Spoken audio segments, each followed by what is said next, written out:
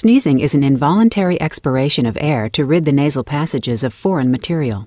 Particles that enter the nostrils and irritate nerve endings in the nasal mucosa trigger impulses that are transmitted via the fifth cranial nerve to the brain's sneezing center in the medulla. This sets off a respiratory response.